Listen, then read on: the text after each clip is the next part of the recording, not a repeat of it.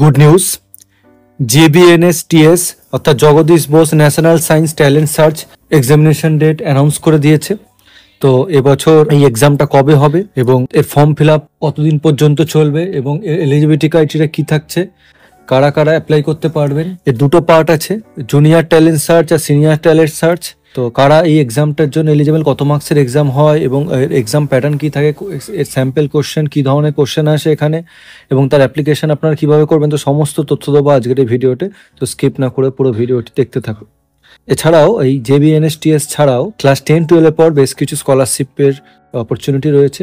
তো সেসব নিয়ে আমার এই চ্যানেলে অলরেডি ডিটেলস ভিডিও আপলোড করা রয়েছে, তো আপনারা চাইলে একবার ভিডিওটা দেখে নিতে পারেন। আমি এর লিঙ্ক ডিসক্রিপশন আর আই বাটনে দিয়ে দেবো। এবং আমার এই ভিডিওটি যদি ভালো লাগে তাহলে একটি লাইক করে দেবেন এবং কোনো কোয়ারি থাকলে কমেন্ট করে জানাবেন এবং পারলে চ্যানেলটি সাবস্ক্রাইব করে দেবেন, তাহলে এরকম আরও যখন আমি ভিডিও নিয়ে আসবো তার ইনফরমেশন আপনারা পেয়ে যাবেন।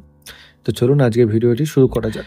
তো এবছর এই JBNSTS এর এক্সামটা হবে 24 আগস্ট 2025, যেটা সানডে পড়েছে। এর অ্যাপ্লিকেশান 1 জুন অর্থাৎ আজকে থেকে শুরু হয়েছে, এটা চলবে 31 জুলাই পর্যন্ত, অর্থাৎ 2 মাস ধরে অ্যাপ্লিকেশন চলবে। অনেকটাই সময় আছে অ্যাপ্লিকেশন করার, তো আপনারা তাড়াহুড়ো না করে আমার এই ভিডিওটা দেখে নিন ডিটেলসে কীভাবে অ্যাপ্লিকেশন করতে হবে। তো সেটা দেখে আপনার যা যা ডকুমেন্টস লাগবে সেগুলো জোগাড় করে আপনারা অ্যাপ্লিকেশন করতে পারেন। আচ্ছা, এটা হচ্ছে দুটো টেস্ট হয়, একটা হচ্ছে জুনিয়র ট্যালেন্ট সার্চ টেস্ট, ঠিক আছে, যেটা হচ্ছে ক্লাস 10 এর পর যারা ক্লাস 11-এ ভর্তি হয়েছে বা হবে তাদের জন্য, আর যারা ক্লাস 12 পাস করে গেছো, যারা এবার কলেজে অ্যাডমিশন নেবে তাদের জন্য হচ্ছে সিনিয়র ট্যালেন্ট সার্চ টেস্ট। তো এর এলিজিবিলিটি ক্রাইটেরিয়া কী থাকছে আমি এক এক করে আসছি। তো জুনিয়র ট্যালেন্ট সার্চ আর সিনিয়র ট্যালেন্ট সার্চ দুটো পরীক্ষাই কিন্তু একই দিনে হবে, সেটা হচ্ছে 24 আগস্ট 2025-এ। এর অ্যাপ্লিকেশন যেটা আমি বললাম যে 1 জুন থেকে স্টার্ট হয়েছে আজকে থেকে। তো এই জুনিয়র ট্যালেন্ট সার্চ হচ্ছে 2 ঘন্টার পরীক্ষা, দুপুর 12টা থেকে 2টো, আর সিনিয়র ট্যালেন্ট সার্চ হচ্ছে 3 ঘন্টার পরীক্ষা, 10টা থেকে 1টা, এবং আধ ঘন্টা আগে হচ্ছে রিপোর্টিং টাইম। এবার হচ্ছে জুনিয়র ট্যালেন্ট সার্চে আপনার টোটাল 90 নম্বরের এক্সাম হবে, অর্থাৎ ফিজিক্যাল সায়েন্স থেকে 30, লাইফ সায়েন্স থেকে 30, ম্যাথামেটিক্স থেকে 30। তো 90 মার্কসের কোশ্চেন, 2 ঘন্টার সময়, এবং প্রত্যেকটা পার্ট থেকে 30 নম্বর করে যেটা থাকছে। ফিজিক্যাল সায়েন্স টোটাল 6টা কোশ্চেন থাকবে, টোটাল 6টা কোশ্চেন 5 নম্বরে, অর্থাৎ 30, same life science, same mathematics, এবং পার্ট মার্কিং থাকবে, ঠিক আছে। এটা হচ্ছে জুনিয়র ট্যালেন্ট সার্চের ক্ষেত্রে বলছি। এবং ক্লাস 10-এর পর যারা ক্লাস 11-এ সায়েন্স নিয়ে পড়ছো তারা হচ্ছে এলিজেবল। আপনার ক্লাস 11-এ সাবজেক্টে physics, chemistry, mathematics, biology, statistics, electronics, computer, এর মধ্যে থেকে 3টে সাবজেক্ট থাকতেই হবে, তবে আপনি এই এক্সামের জন্য আপনি এলিজেবল। এবার হচ্ছে এর ফিনান্সিয়াল বেনিফিট কি পাওয়া যাচ্ছে, স্কলারশিপটা যদি আপনি টেস্টে কোয়ালিফাই করেন, তারপরে ইন্টারভিউ রাউন্ড হবে, সেই ইন্টারভিউ রাউন্ডে কোয়ালিফাই করলে ফাইনালি 1250 টাকা করে পার মান্থ পাওয়া যাবে 2 বছরের জন্য, অর্থাৎ ক্লাস 11 আর ক্লাস 12, বা ক্লাস 12 কমপ্লিট হওয়ার পর একটা বুক গ্র্যান্ট পাওয়া যাবে, কন্টিনজেন্সি গ্র্যান্ট, সেটা 2500 টাকা পাওয়া, অর্থাৎ এটা আপনি 2 বছরই পাবেন, ঠিক আছে। এবং একটা সার্টিফিকেটও পাওয়া যাবে যারা যারা এই স্কলারশিপটার জন্য সিলেক্ট হবে। আচ্ছা, সিনিয়র ট্যালেন্ট সার্চের ক্ষেত্রে আসি। সিনিয়র ট্যালেন্ট সার্চের ক্ষেত্রে যারা ক্লাস 12-এ এবার পরীক্ষা দিয়েছে 2025-এ এবছর, তারা যারা এবার কলেজে ভর্তি হবে, কলেজে হচ্ছে ইঞ্জিনিয়ারিং কলেজে ভর্তি হতে পারো ইঞ্জিনিয়ারিং ডিগ্রির জন্য, বিটেকের জন্য, আচ্ছা বিটেক এমটেক ডুয়াল কোর্সের জন্য, বা মেডিকেল লাইনে যারা যাচ্ছে তো সেই তারা, বা অনার্স নিয়ে যদি পড়ছো কলেজে তো তাদের জন্য, বিএসসি এমএসসি যারা করবে ইন্টিগ্রেটেড কোর্স তাদের জন্য হচ্ছে এই স্কলারশিপটা এলিজিবল, আপনারা অ্যাপ্লাই করতে পারবেন। তো এখানে 100 নম্বরে পরীক্ষা হবে, 3 ঘন্টা টাইম আছে, ঠিক আছে। আচ্ছা, এটা হচ্ছে টোটাল 100 নম্বরে পরীক্ষা হবে, 3 ঘন্টা সময় আছে এই সিনিয়র ট্যালেন্ট সার্চে, যেখানে ফিজিক্স, কেমিস্ট্রি, ম্যাথামেটিক্স, বায়োলজি 4টে থেকে যে কোনো 3টে সাবজেক্টে আপনাকে এক্সাম দিতে হবে। 25 নম্বর করে থাকবে প্রত্যেকটা পার্টে, টোটাল 75 নম্বর।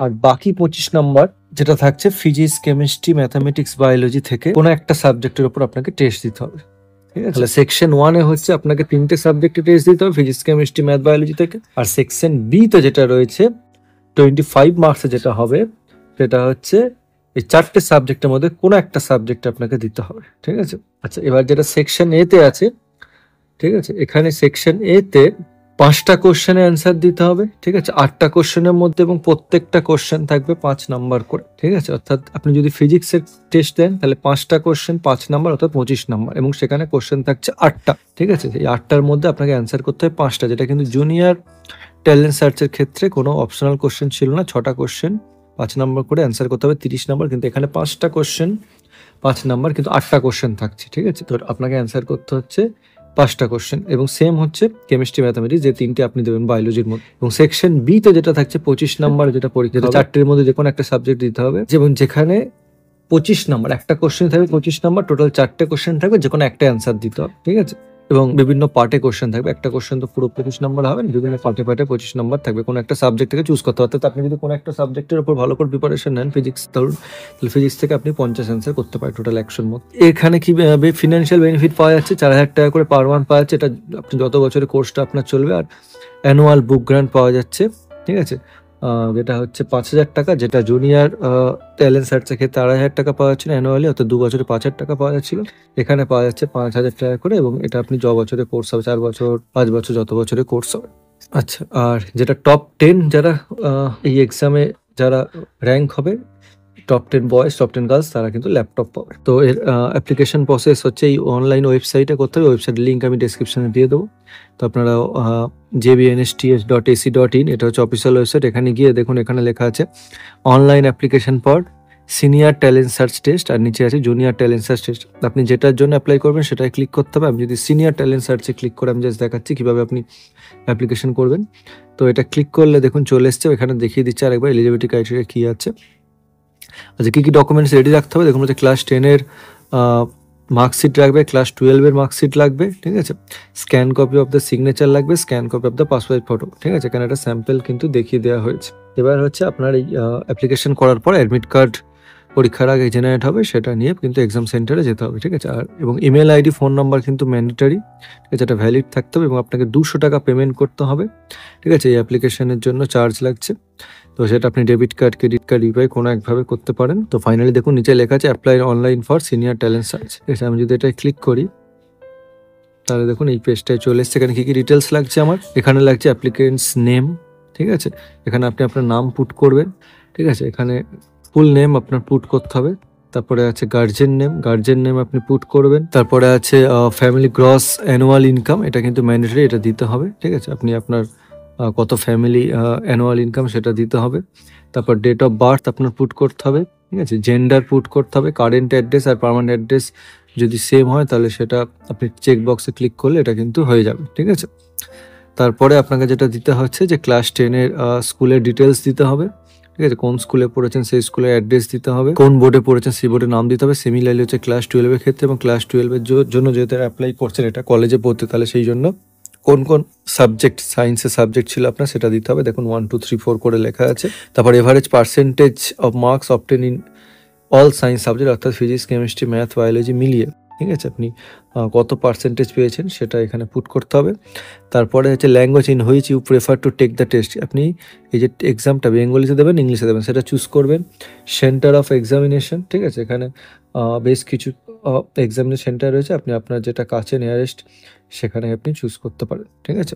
আচ্ছা, তারপরে হচ্ছে আপনাকে ফটো আপলোড করতে হবে, সিগনেচার আপলোড করতে হবে, ক্লাস 10-এর মার্কস, ক্লাস 12-এর মার্কশিট, এবং আপনি যে ফার্স্ট ইয়ারে অ্যাডমিশন নিয়েছেন তার প্রুফ দিতে হবে। এটা কিন্তু অপশনাল, মানে আপনি যদি এখন অ্যাডমিশন না নিয়ে থাকেন, ঠিক আছে, তাহলেও কিন্তু আপনি অ্যাপ্লিকেশনটা ফিল আপ করতে হবে, কিন্তু আপনি স্কলারশিপটা পাওয়ার আগে আপনাকে প্রুফ দিতে হবে যে আপনি অ্যাডমিশন নিয়েছেন। তো ফাইনালি এগ্রি করে ফাইনাল সাবমিট করলে কিন্তু আপনার সাবমিশন হয়ে যাবে। আমি এখানে ফিল আপ করিনি বলে আমি করে দেখাচ্ছি না, ঠিক আছে, ম্যান্ডেটারি ফিল্ডগুলো অবশ্যই ফিল আপ করতে হবে। সকলকে বেস্ট অফ লাক রইলো, খুব ভালো করে প্রিপারেশন নাও, এটার জন্য এখনও পরীক্ষাটার অ্যাপ্লিকেশন 2 মাস ধরে চলবে, এবং এক্সাম হবে আগস্টে গিয়ে। তো আশা করছি তোমরা যারা এক্সামটা দেবে খুব ভালো করে প্রিপারেশন নিয়ে দেবে। তো আমার এই ভিডিওটি যদি ভালো লেগে থাকে তাহলে একটি লাইক করে দেবে, এবং কোনো কোয়ারি থাকলে কমেন্ট করে জানাবে, এবং পারলে চ্যানেলটি সাবস্ক্রাইব করে পাশে থাকবে। তো ধন্যবাদ ভিডিওটি দেখার জন্য।